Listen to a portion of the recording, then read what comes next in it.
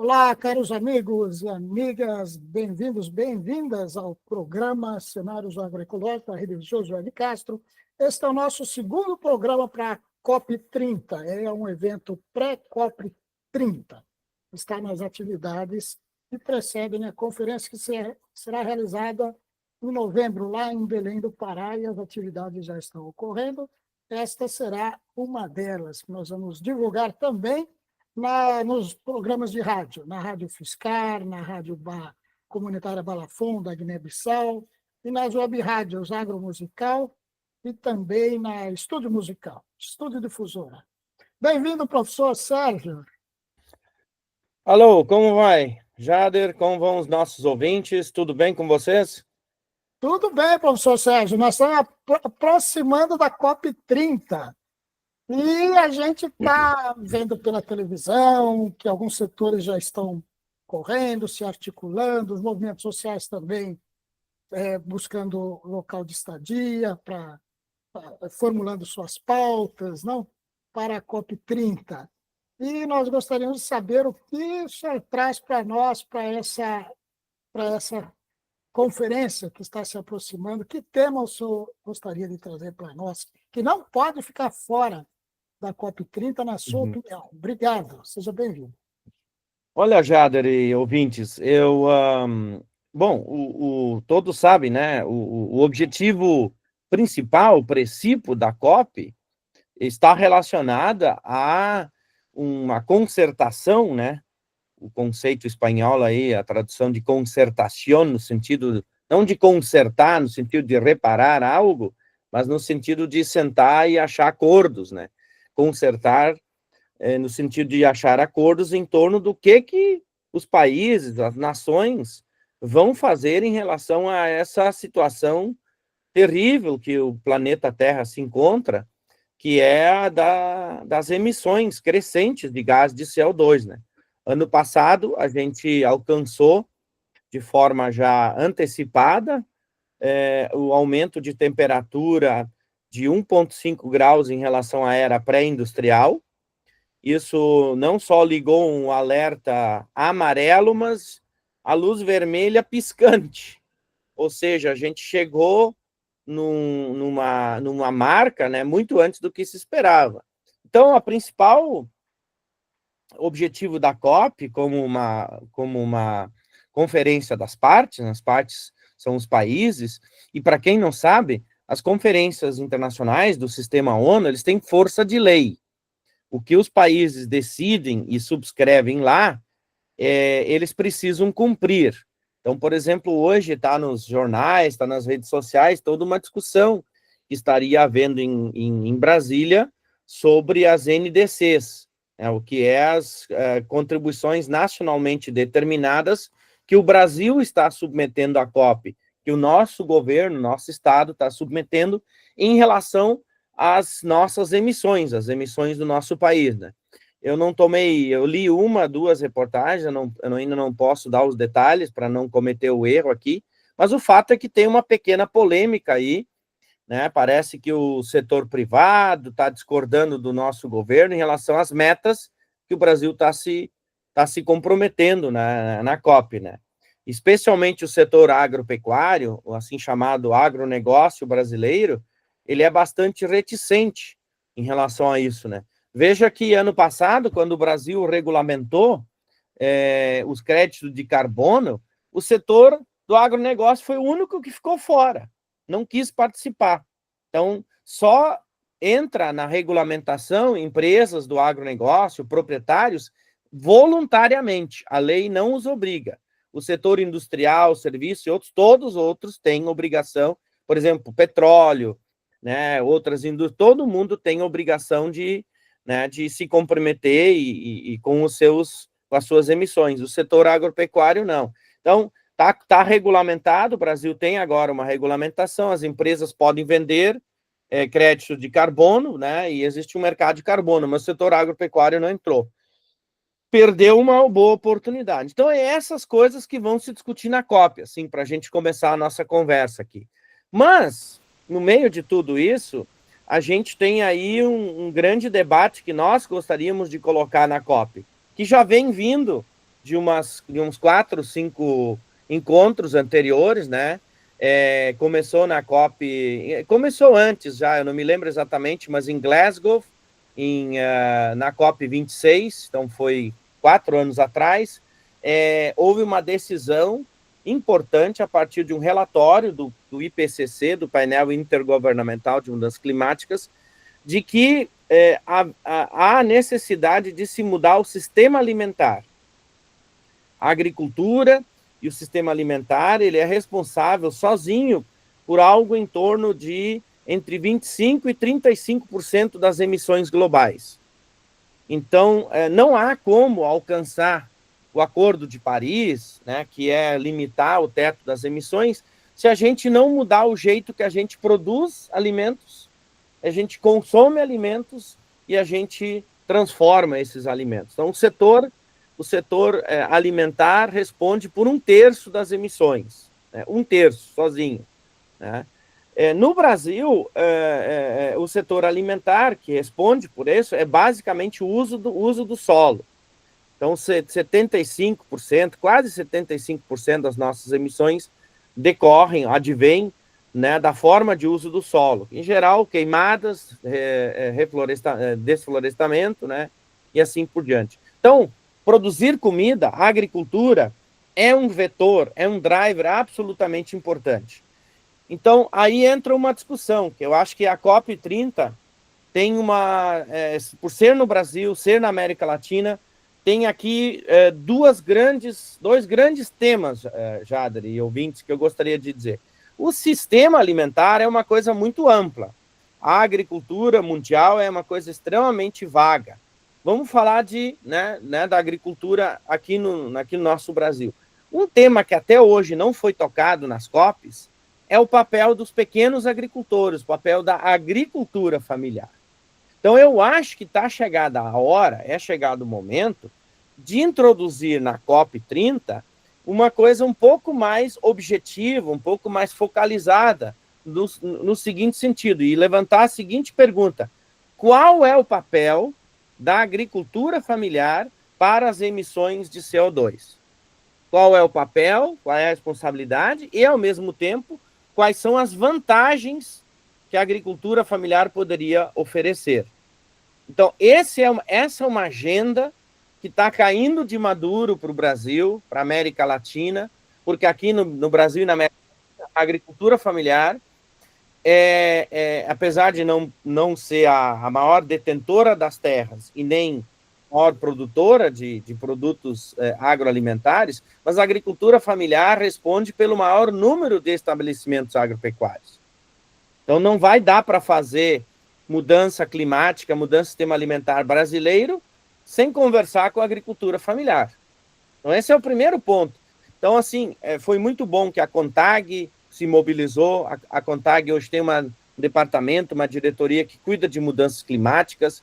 Nós temos um enviado especial para a agricultura familiar, que é o Paulo Petersen, doutor Paulo Petersen, que todo mundo conhece, que trabalha com agroecologia, ele é do Rio de Janeiro, né?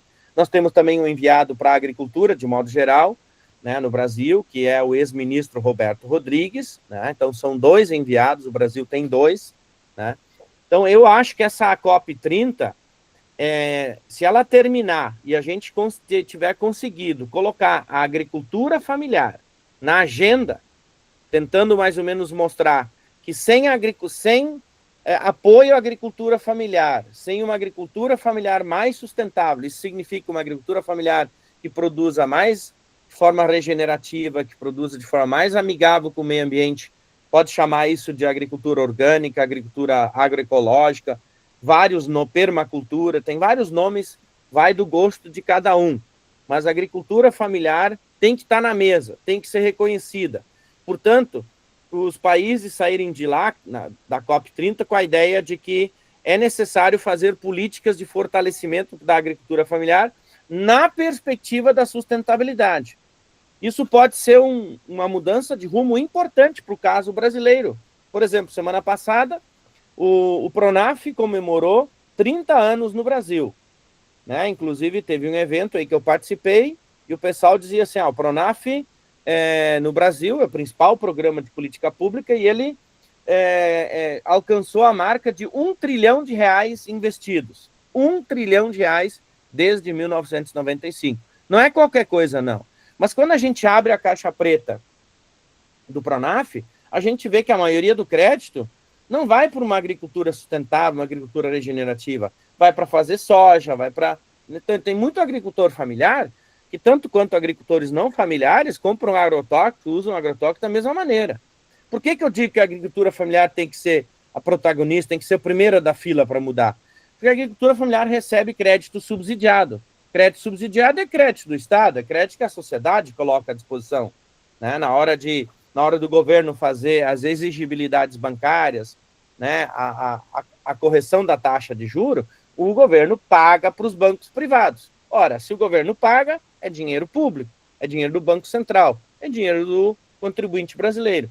Então, nós queremos, sim, subsidiar a agricultura brasileira, eu sou totalmente a favor, porque a agricultura é estratégica, produz alimentos, gera segurança alimentar para nosso país, nenhuma dúvida sobre isso, mas não quero subsidiar qualquer agricultura, tem que ser uma agricultura sustentável, uma agricultura comprometida com sistemas alimentares mais sustentáveis, uma agricultura comprometida com menos emissões de CO2. Então, essa é a primeira agenda. Eu vou parar de falar um pouquinho para quebrar um pouco a nossa, senão eu vou adiante. Depois eu falo a segunda grande questão que eu acho que é o tema, que deveria ser tema, palco para a COP30. Sérgio, e a gente imagina que já estejam trabalhando nisso, né? O MDA já escrevendo as propostas que ele vai levar para a COP, o Ministério da Agricultura também, o Ministério das Relações do Itamaraty já com um grupo de trabalho também organizando isso que se chama de draft, de rascunhos, né? Uhum. Então, você imagina que deva ter lá um capítulo específico para sistemas alimentares, e aí destacando a participação da agricultura familiar, não, de forma sustentável. Mas você também comentou sobre mercados de produtos da sociobiodiversidade da Amazônia. Uhum. O que vem a ser esse mercado de produtos da sociobiodiversidade da Amazônia? Uhum. Nós vemos que o açaí enfrentou uma certa resistência para ser vendido, comercializado nesse período. Havia até uma tentativa de restringir a comercialização do açaí no período da COP, parece que agora foi liberado. Mas tem uma outra série de produtos da Amazônia que poderia ficar conhecidos agora, não? É nesse sentido? Sim, Jader e caros que nos escutam sobre essa conversa, né? Então, uma das formas que internacionalmente o pessoal vem apontando como mudar as práticas, mudar o sistema alimentar, é mudar por nós mesmos. Comece mudando com o que você come, né? Change the world with your fork, como diz, né? Mude o mundo com o seu garfo, né? Então, tem muita gente mudando os seus hábitos alimentares, chamados também de a discussão das dietas saudáveis e sustentáveis, e com isso as pessoas querem dar uma contribuição para o planeta, né? Então, hoje em dia, está muito de moda, Jader e ouvintes, está muito de moda as pessoas que querem comer coisas orgânicas, querem comer produtos saudáveis, né? Em primeiro lugar, por uma decisão hedonista, eu quero comer aquilo que me faz bem, quero comer aquilo que é bom para minha pele, eu quero comer aquilo que não me faz ficar, que evita de pegar doenças cardiovasculares, alimentos que não aumentem o risco de diabetes, assim por diante. E a resposta dos nutricionistas é muito simples. Você precisa comer mais saladas e comer mais frutas, né? Então, FLVs, é a palavra da moda agora. Frutas, legumes e verduras. Então, a gente tem que comer menos carnes e menos grãos, derivados de grãos, que é a base do sistema alimentar global, e temos que comer mais frutas, legumes e verduras. É por isso que o tema dos sistemas alimentares sustentáveis ele tem ganhado tanto espaço, Jader. E na Amazônia, o fato de estar na Amazônia é uma enorme oportunidade. Por quê? Porque lá, frutas, legumes e verduras têm um outro significado ainda. Tem um significado de serem produtos de origem das populações tradicionais, das populações locais. E aí é o exemplo que você fala, o açaí é um dos primeiros. O açaí foi um dos primeiros produtos que era consumido sempre pelos ribeirinhos e tal, né? Batido de uma forma muito artesanal. A grande revolução foi quando o professor lá da Universidade Federal do Pará, o belga lá, que eu não me lembro o nome agora, ele inventou uma máquina despolpadora e que conseguiu evitar a doença do barbeiro, porque o açaí tinha muito a presença do inseto, aquele, né, do barbeiro, que causava a doença de Chagas. Então, durante muito tempo, as pessoas não tomavam açaí porque tinha o medo de que ele fosse um vetor da doença de Chagas. Quando isso foi eliminado, né, por procedimentos de higiene, né, no processamento, o açaí se tornou o que ele é hoje, um grande produto, né, da preferência nacional e internacional. Mas o açaí, Jader, é só a ponta do iceberg. Tem tucumã, né, tem castanha, tem uma série de outras frutas nativas de todos os biomas, né? Então, essas frutas é o que a gente tem chamado hoje de o grande ouro que a sociobiodiversidade brasileira guarda, porque esses produtos aí, eles podem ser transformados, eles podem ser extraídos da floresta, alguns deles até mesmo plantados, não quer dizer que vai ser só extrativismo, também pode ser por plantio comercial, e esses produtos podem, na verdade, mudar completamente a dieta alimentar no século XX. E é isso que vai acontecer. Polpas, frutas, legumes e outras, com as novas tecnologias de processamento, armazenamento, congelamento que a gente tem hoje, a vida útil desses produtos pode aumentar muito. E eles podem, inclusive, viajar, sair de um país e ir para outro, né? É o que acontece com o açaí. Então, está tendo uma enorme oportunidade para esses novos alimentos, né? Para esses novos alimentos que são alimentos da sociobiodiversidade. E aí vem o link, alimentos da nossa biodiversidade, nossos biomas, mudanças climáticas. Onde é que está a conexão? Ora, se você preserva, se você coleta esses produtos na natureza e cuida dela para não destruir, como no caso do açaí, você só vai lá e colhe o cacho, não precisa cortar a árvore, né? No ano seguinte, ele vai dar outro cacho, vai dar outra fruta para você. E assim por diante, outros tipos de palmas, né? Frutas e assim por diante. Então, além de você conseguir se alimentar desses produtos, ainda tem uma externalidade positiva, que essas árvores, elas captam carbono para fazer a fotossíntese e emitem, né, oxigênio. Então, esses sistemas alimentares, eles têm a dupla vantagem de melhorar a saúde das pessoas, melhorar a segurança alimentar, melhora a renda das pessoas. Portanto, a gente fala, melhora os livelihoods, melhora os meios de vida dessas pessoas e, finalmente, gera divisas para os municípios, para as cadeias agroalimentares. E, além de tudo, ainda faz um bem enorme para a humanidade, porque são produtos que sequestram carbono. Então, tudo de bom. Então, tudo de bom. A gente resolve o problema da pobreza, a gente resolve o problema da fome e a gente resolve o problema dos problemas climáticos. É por isso, Jader, que a minha agenda de pesquisa agora, acabei de aprovar o meu projeto de renovação da Bolsa Produtividade do CNPq, é estudar os produtos da sociobiodiversidade brasileira e especialmente as estratégias de comercialização.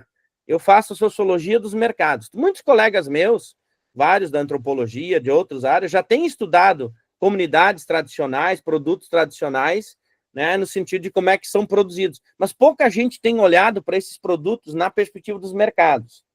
Por quê? Eu tenho a seguinte ideia, a minha hipótese é: esses produtos são importantes para o autoconsumo, o autoaproveitamento das famílias. Mas se eles não puderem vender esses produtos, né, eles não vão preservá-los, né? E muitos deles vão continuar na pobreza. Então, o que a gente quer? A gente quer que essas pessoas possam fazer uso sustentável desses recursos, possam eles mesmos melhorar de vida, né? E possam ajudar a melhorar a vida do conjunto da sociedade. Nós temos que parar de pensar que os nossos ribeirinhos, nossas comunidades tradicionais, né, nossos povos da floresta, eles são meramente produtores para o seu autoconsumo. Eles precisam produzir excedente econômico, comercializável, precisam produzir produtos para vender. E não é só porque eles vão se tornar daí produtores de mercadorias, né, aquela ideia, né, da valor de uso versus valor de troca. Não é nada disso. Eles vão produzir mercadorias para serem trocadas por dinheiro, e o dinheiro vai permitir que eles possam comprar outras coisas que eles precisam para consumir, como, por exemplo, roupas, como, por exemplo, pagar a conta do telefone, pagar a energia elétrica, outras coisas. Então, a inclusão dessas populações no conjunto da economia vai fazer bem. E é por isso que eu tenho dito, né, depende muito do tipo de mercado que esses cidadãos, que essas famílias, eles ingressam. Se eles ingressarem no mercado que simplesmente é um tomador de preço, que diz para o agricultor o que ele paga pelo quilo, ele simplesmente vai ser espoliado, vai ser escrachado. E a maioria dos produtos da sociobiodiversidade hoje, Jader, eles são vendidos, comercializados pelos chamados atravessadores, também chamados de intermediários ou, em alguns lugares, de picaretas, que é o cara que pega o produto, leva ele para comercializar ou entrega numa indústria e ele não produz nada, ele só faz o meio de campo, em inglês chamado middleman, né? Então, esse sujeito aí, em alguns casos é importante que ele exista, porque senão o ribeirinho, o agricultor, o camponês, ele não teria nem para ninguém vender.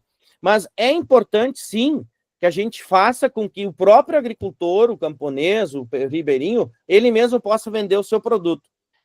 E eu confio que novas tecnologias, como a internet,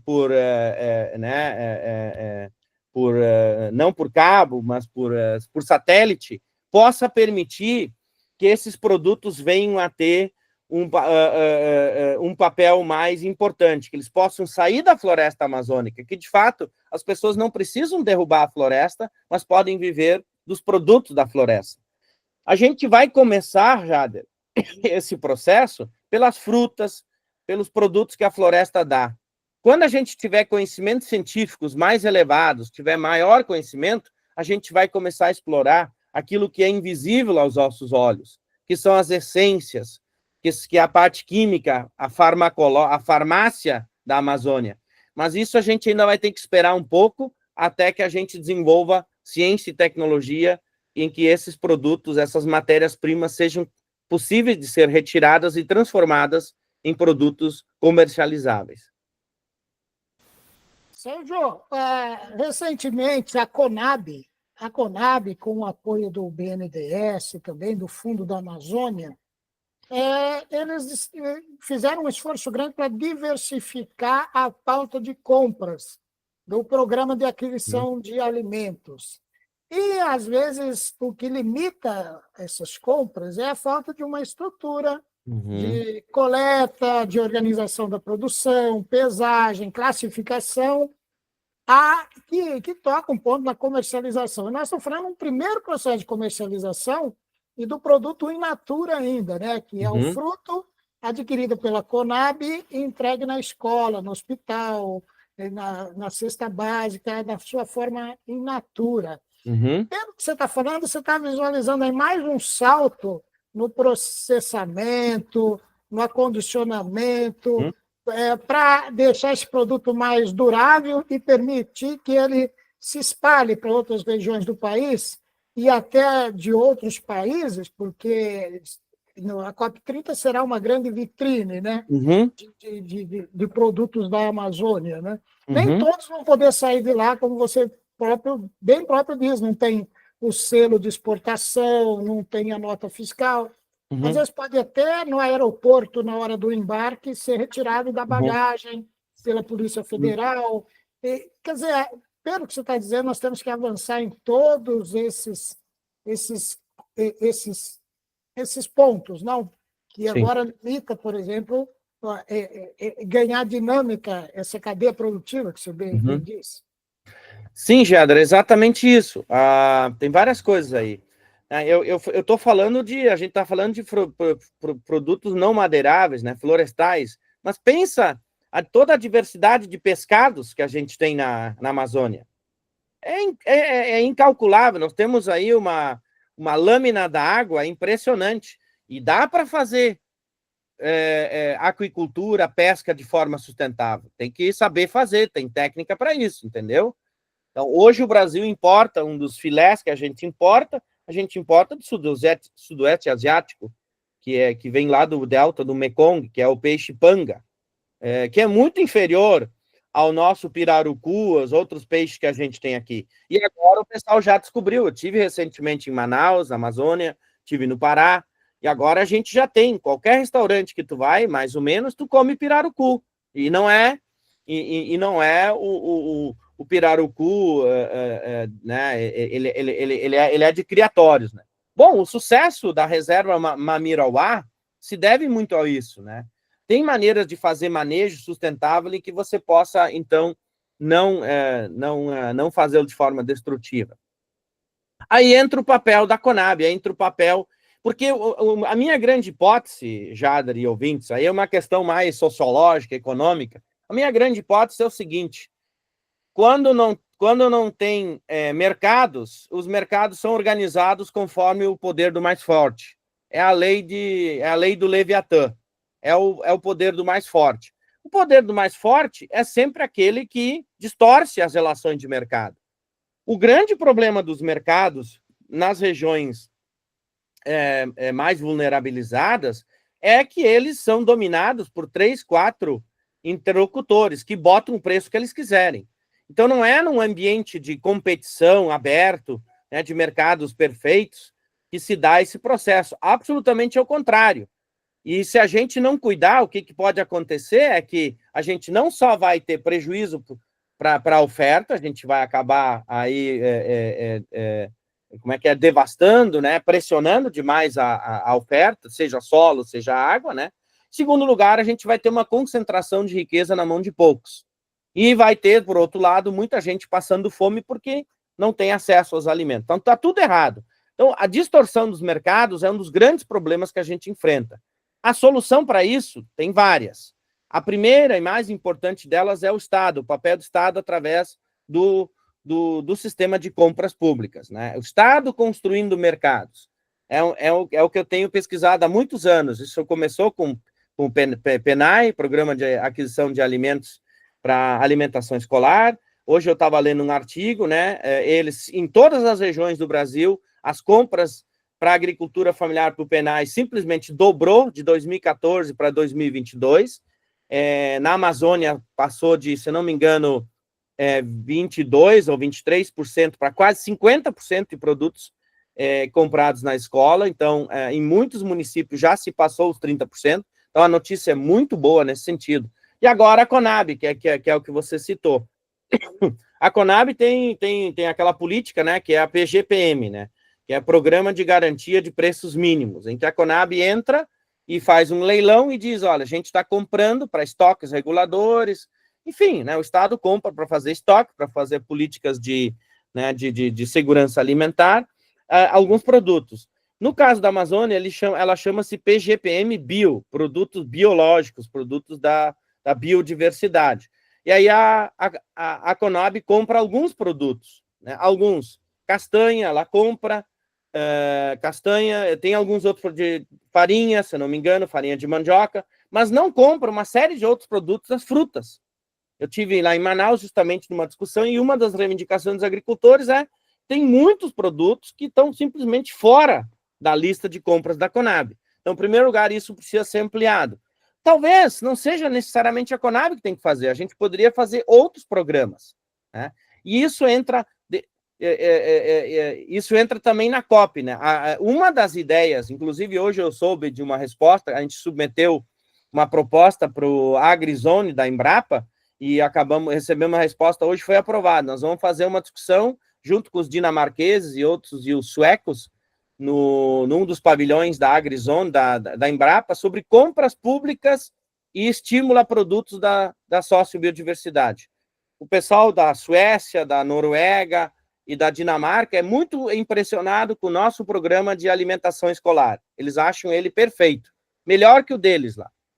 Então, o Brasil tem muita coisa a ensinar nesse sentido. Agora, o que a gente faz para alimentação escolar, a gente poderia estimular para outras áreas. E isso não quer dizer a gente tornar tudo estatal. Não, o Estado, nesse ponto eu sou, né, fã da Mariana Mazzucato. O Estado tem que entrar, mas ele tem que estimular inovações e empreendedorismo e competitividade, justamente para impedir que sejam formadas situações de oligopólio e de monopólio, né, que em geral é o que acontece. Então o Estado tem que ser empreendedor, o Estado tem que ser capaz de dinamizar essas relações, ele tem que ter um orçamento, né, para fazer isso e deixar os agentes privados fazer esse papel, que eles são muito mais ágeis, muito mais competentes para isso, tá certo? Isso não é neoliberalismo, não. Isso aí não é uma visão neoliberal. É simplesmente uma visão de que o Estado tem que entrar e fazer onde ele tem que jogar. Eu estudo na China, trabalho na China, e é lá que os mercados na China funcionam dessa forma. Nesse ponto, eu sou que nem o velho Deng Xiaoping, né? Não importa a cor do gato, o que importa é que ele casse o rato. O mercado tem que funcionar, e tem que funcionar para todos. Então, PG, PMBio, compras públicas é uma saída. Agora, o meu último ponto aqui. Tudo isso não dá para deixar na mão dos indivíduos, dos agentes econômicos e privados. Eu sou fã do cooperativismo, Jader e caros ouvintes.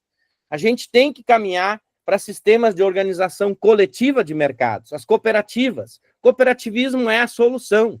Os agricultores não vão ficar de forma atomística, individualmente, lá, um cara levando de barquinho 5 quilos disso, de Tucumã, 5 quilos de ingá, 5 quilos de peixe. Não é inviável o custo logístico para isso, né? Um agricultor. Agora, se na comunidade dele, na pequena cooperativa, tiver lá um espaço de processamento, então, por exemplo, a gente tem que construir determinados espaços de processamento de alimentos nas comunidades. Eu visitei uma lá no interior do Amazonas, o pessoal construiu, está lá o prédio, tijolo à vista, né, de 4 furos, mas não tem energia elétrica, não tem freezer, não tem chão, não tem as mínimas condições sanitárias para receber produtos alimentares. E na volta na casa das pessoas, tudo se perdendo. Por exemplo, né, o coco, né? A coco caindo da árvore, em vez de poder fazer o coco, né, abre o coco, invasa ele, bota numa embalagem Tetra Pak e vende na praia no Rio de Janeiro. Qual é o problema? Entendeu? Dá para fazer isso, sabe? Não tem dificuldade nenhuma. Então, a dificuldade é organizar a produção. Essa é a nova etapa. Para organizar a produção de forma coletiva, nós precisamos de uma nova extensão rural. Precisamos fazer uma verdadeira revolução na extensão rural nesse país, uma revolução, uma extensão rural inovadora, criativa, né? Capaz de chegar lá nas pessoas, capaz de fazer planos de negócio, capaz de discutir mercados, né? Capaz de discutir as burocracias das políticas públicas, né? Como é que as leis são feitas, as regras sanitárias, todos esses condicionantes, né? Então, é nesse sentido que eu acredito que a gente tem que difundir, a gente tem que aumentar o número de mercados, não diminuir. Muitas pessoas acham que é menos mercado. A minha hipótese, a minha ideia é exatamente o contrário. O que os agricultores, ribeirinhos, populações rurais precisam, eles precisam de mais e melhores mercados. O que quer dizer mais e melhores mercados? Melhores mercados onde eles tenham mais poder de governança, onde eles tenham mais poder de fixar preço, de vender. E para fazer isso, eles precisam se organizar. Organizar a logística, organizar a infraestrutura, organizar o acesso à informação, organizar o transporte e assim por diante. Então, isso é o que e com as tecnologias hoje informacionais, você vai em qualquer lugar, qualquer comunidade rural no Amazonas, Jader, as pessoas têm celular. Se as pessoas têm celular hoje e sabem usar o WhatsApp, elas poderiam fazer todas as outras coisas também. Entendeu? Então, não há óbices para que isso não seja possível. O que a gente precisa é dar esses passos consistentes nessa verdadeira mudança. Sérgio, eu estou imaginando que, além dos produtos agrícolas e dos alimentos, os artesanatos podem pegar uma carona aí nessa comercialização, e normalmente são feitos por mulheres, né? Envolvem a comunidade. Às vezes a semente de um determinado produto se transforma numa fibra, se transforma numa cesta. uma semente numa peça, né, de artesanato, e além das madeiras, do uso que se dá para as madeiras. Jader, além do artesanato, outros dois, entre aspas, produtos: comida e turismo. Comida e turismo. O que vai ser revolucionário mesmo é o dia que não o produto do nosso agricultor, nosso habitante da Amazônia, vai sair de lá e vai procurar um mercado consumidor. Nós temos que achar um jeito de fazer que o mundo venha para a Amazônia. E isso é a grande vitrine da COP30, né? Por isso que é uma coisa tão ridícula o que está acontecendo com o preço dos aluguéis, né? O pessoal está matando a galinha dos ovos de ouro do futuro deles. O setor hoteleiro, o setor de serviço não está se dando conta que o pessoal que vem agora para a COP30, eles vão querer voltar depois para ir visitar o interior do Pará, a Amazônia.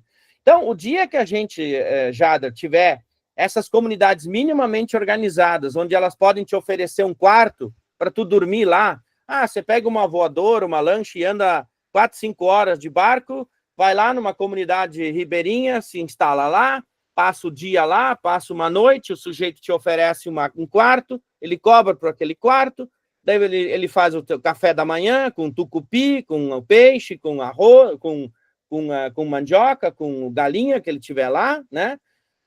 E depois o sujeito ainda leva de lá algum produto, entendeu? Então é vender o alimento, vender a gastronomia, vender o turismo, né? O turismo é a principal fonte de renda do futuro. Vários estudiosos no mundo já, né? Os humanos trabalham demais, Jader. Nós humanos trabalhamos demais. Nós estamos entrando numa fase de revolução tecnológica em que parte do tempo que os humanos trabalham, os robôs vão trabalhar. Tudo que é trabalho rotineiro vai ser feito pelos robôs. Vai sobrar mais tempo para os humanos poder passear, ler, ir para teatro. Uma das coisas que os humanos gostam de fazer é viajar e comer bem. Para onde as pessoas vão ir no século XXI, no século XXII, talvez? Elas vão ir para a natureza, Jader. Vão ir para a natureza, caros ouvintes. As pessoas gostam da água, dos peixes, dos pássaros, né? E esse é o destino, não só da Amazônia, a gente tem tantos outros biomas, tantos outros lugares onde as pessoas podem ir. Eu não estou pensando aqui só em turista europeu, americano ou australiano, eu estou pensando no próprio turista brasileiro, entendeu? Né? Por exemplo, a população do Amazonas, a população do norte do Brasil, ela é totalmente urbana. As pessoas acham que as pessoas lá no Amazonas é que nem São Paulo, aqui no Rio Grande do Sul, em que pai e avô nasceu no meio rural, depois migrou para a cidade. Não, no Amazonas, em Manaus, em Belém, todo mundo mais ou menos nasceu na cidade, porque quem vive no meio, lá na floresta, são os descendentes de indígenas, entendeu? Então, população de Manaus, 2 milhões de habitantes, população de Belém, 3 milhões de habitantes. Só aí, Jader e ouvintes, nós temos um mercado consumidor de alimentos, de turismo, de comida, muito importante para essas economias locais. Eu vou te dar um exemplo que um aluno meu está estudando, o Alessandro, está estudando o X-Caboquinho. Não sei se as pessoas já ouviram falar do X-Caboquinho, que é feito da polpa do tucumã, que é um produto que a gente está estudando. Ele é de uma palmeira, ela é uma palmeira grossa, assim, e ele tem uma parte fininha, assim, de tira a casca, e você coloca... E um cara inventou, há uns anos atrás, lá, né, um pão francês, uma fatia de queijo e aquela polpa, né, o mesocarpo do tucumã. Rapaz, aquilo virou maior moda, maior febre em Manaus. Todo mundo come e deu o nome de X-Caboquinho. Entende? Virou uma identidade cultural. E junto com o X-Caboquinho tem suco disso, suco daquilo. É uma riqueza tão grande, né, que você fica até besta de ver a riqueza. Então, o futuro da Amazônia, além da sustentabilidade relacionada aos produtos da própria Amazônia, fármacos e da bioeconomia, além do sequestro de carbono, que vai render serviços ecossistêmicos, nós temos toda a parte de produção, né, de comida, de turismo que pode ser feito, entendeu? E é isso que a gente precisa. Agora, o Estado brasileiro precisa começar, por exemplo, desarmando as gangues. o norte do Brasil está tomado pelo PCC, né, pelo crime organizado, né? Então, as pessoas nas suas comunidades estão sendo vítimas de extorsão, vítimas de criminalidade, assim por diante. É ali que o Estado tem que ser forte. O Estado tem que pedir que essas pessoas possam ter uma vida tranquila, que o turista possa chegar, enfim, que a vida social possa, de fato, acontecer. Eu sou otimista. Eu acho que os seres humanos sempre vão achar os melhores caminhos para resolver os seus problemas. Oxalá que seja assim no futuro próximo, no caso da Amazônia. E a COP30, ela é um momento assim importante para a gente colocar essa discussão em debate, de uma nova economia, né, de uma bioeconomia, né, de base local, regional, né, e que pode render muito mais do que produzir gado, né, boi a pasto no meio da Amazônia, que está nos fazendo muito mal. Sérgio, muito obrigado. A sua fala tem sido muito importante nesse momento, exatamente nesse momento em que nós estamos, e a gente teria que fazer mais um programa para ouvir o que mais você tem pensado aí em respeito de política pública para a sustentabilidade, porque você já falou da compra de produtos da agricultura familiar, extrativismo, frutas, pescado, turismo, produção, gastronomia, cooperativismo, e a gente entende preservação dos animais, né, da fauna e da flora, porque o turismo quer ver animais também preservados, né, a nossa fauna e flora preservados, não? Quer dizer, todo esse investimento também contribui para melhorar a vida do ribeirinho, do barranqueiro, do indígena, né, das comunidades assentadas, né, e agricultores familiares lá. Né? Bom, eu estou imaginando aqui, nosso tempo, infelizmente, é curto, já vamos chegar nos minutos finais, mas a gente gostaria de deixar esse espaço reservado para você abordar alguma coisa que você ainda gostaria de falar. Porque, na sequência da sua fala, deve falar um especialista no próximo programa, talvez, sobre o orçamento público. De onde podem sair os recursos para colocar tudo isso em prática. Então, se você tiver mais uma provocação para essa pessoa que trabalha no Tesouro Nacional, para nós é importante. Obrigado. Pois, Jader, todas essas iniciativas, elas são base para a gente pensar uma nova economia. A economia do século XXI, a economia da sustentabilidade, ela tem que ser uma economia que gera emprego, gera renda, gera dinamismo econômico, mas também inclusão social, sustentabilidade, distribuição da riqueza, redução das desigualdades de gênero e entre diferentes grupos sociais. Essa é a economia que a gente quer, entendeu? Schumpeterianamente falando, o crédito, o dinheiro, ele é o motor para fazer esse processo funcionar. Hoje em dia, as finanças, elas estão funcionando uma espécie de, né, bobina que beneficia somente aqueles que estão dentro do sistema. E aí o que aconteceu semana passada aí, né, na Bolsa de Valores, em São Paulo, em outros lugares do mundo, né, em que o sistema financeiro, na verdade, ele virou um sistema de especulação financeira. Ele não está colado na base produtiva. Ele se tornou autônomo, né, e vai funcionando como o Karl Polanyi falava, como uma espécie de moinho satânico, né, que ele vai se retroalimentando e com isso ele vai expulsando, expurgando, né, e ele vai destruindo, no final e ao cabo, a sociedade. A crise de 2008 do subprime, que não nos deixe mentir. E o que é ridículo nessa história como toda é que toda hora que tem uma crise, a quem o sistema financeiro recorre? Ao próprio Estado. O Estado tem que ir lá e corrigir as falhas que ele próprio produziu. O que nós precisamos é um outro sistema financeiro. Eu não sou contra os bancos têm que existir, tem que ter banco, porque eles é que dão lastro, eles é que dão legitimidade, assim como eu sou a favor do Estado, eu sou a favor dos bancos. Eu sou a favor também de ter um exército, mas não para fazer a guerra, mas o exército existe para não ter que ser usado, mas a segurança nacional. Mas voltando ao sistema financeiro, o sistema financeiro, nesse caso, tem que se conectar com os fundos internacionais.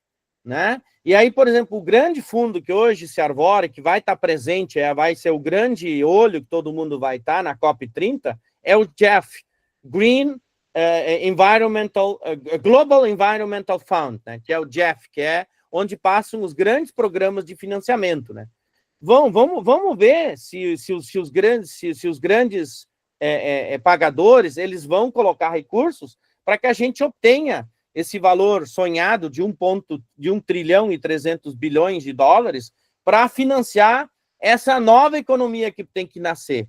Às vezes o pessoal me pergunta, Sérgio, mas tu é sonhador? Tu é meio poliana? Da onde vai vir esse dinheiro? Eu digo, olha, meu amigo, esse dinheiro vai ter que sair de quem poluiu o planeta. Faz 150 anos, 180 anos que a indústria do petróleo, colada ao sistema financeiro, está utilizando os recursos, bombeando o petróleo da terra, do solo, da água, né? E eles nós é que temos que fazer a transição a partir deles. E o sistema financeiro é super importante nesse sentido. E crédito é fundamental. Crédito não é dinheiro dado, não é a fundo perdido. Crédito é o empréstimo que gera o estímulo que faz o sujeito investir, ele vai reinvestir e assim vai girar a máquina econômica. Então, eu acho que o crédito verde, o crédito que é ligado ao meio ambiente, ao financiamento ambiental, ele é absolutamente decisivo. E tem coisas boas acontecendo no Brasil. Nós temos um sistema de crédito baseado em cooperativas, que é o Sicredi, Sicobi, a Cressol, uma série de cooperativas que têm mostraram-se muito importantes para o suporte para a agricultura familiar no sul do Brasil. Oxalá a gente possa ter sistema de crédito financiando a nova economia no norte. Tem problemas? Claro que tem, mas é possível, né? Outra forma, né? O próprio BNDES no Brasil. O BNDES é um Banco Nacional de Desenvolvimento que tem uma carteira de financiamento que é mais poderosa que o FMI, entende? Às vezes o pessoal, né, pergunta, bom, mas se a gente compara o BNDES com o FMI, a carteira de empréstimos do BNDES é maior que o FMI. Então, e se o BNDES tomar decisões no sentido de financiar projetos que levem em conta a restauração, regeneração dos sistemas produtivos e sustentabilidade, aos poucos, os agentes econômicos vão ver que fazer o bem ambientalmente não é nada contra fazer os negócios. Eles vão perceber que dá para, sim, ganhar dinheiro e fazer preservação. Essas duas coisas não são opostas, né? E, é claro, vai restar a luta social, a luta dos diferentes grupos, enfim, luta de classes, né? A presença do próprio Estado, a decisão para que sociedade, que modelo econômico a gente vai ir no futuro, né? Isso não é obra de um ou outro dizer eu quero isso, eu quero aquilo. Isso é obra do conjunto da sociedade. A gente tem eleições, a gente vai votar os diferentes candidatos, diferentes visões de mundo, e é assim que funciona uma sociedade aberta, uma sociedade democrática que deve pautar-se pela igualdade e pela justiça social. Muito obrigado, professor Sérgio Schneider, pela sua fala, pela sua contribuição. Na sua fala, nós já vemos aqui a COP30 pulsando lá em Belém do Pará, os movimentos sociais e o debate de ideias, todos esses temas certamente vão ecoar na COP30. E nós aqui estamos antecipando nesse pré-COP30 essa conversa com o professor Sérgio Schneider, a quem nós agradecemos muito. Obrigado, professor Sérgio Schneider. Muito obrigado. Obrigado, Jader. Obrigado, ouvintes. Tchau. Forte abraço.